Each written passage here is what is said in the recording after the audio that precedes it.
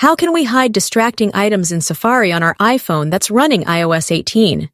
So in this video, we're going to show you how you can use the new feature in Safari where we can hide distracting items or make specific items on any web page that you're on disappear with just a few clicks. If you're running the latest iOS 18 software update on your iPhone, then you can just open Safari and then open a web page on which you would like to hide the items while browsing.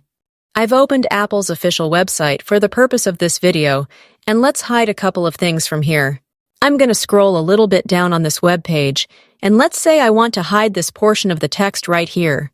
All I have to do is to tap on this new little icon at the bottom left, which is going to open this little menu. In iOS 18, we're going to see this option that's called Hide Distracting Items, and let's tap on this button.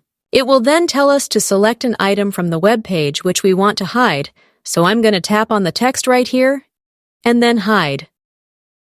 We'll get a cool little animation where the item will fly away off our screen, and it's now hidden.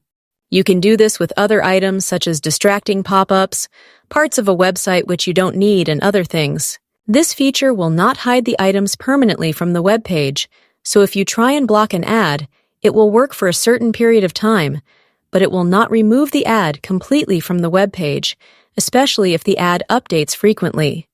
But it can be a handy little feature while you're browsing. Enjoy, everyone, and I'll see you in the next one.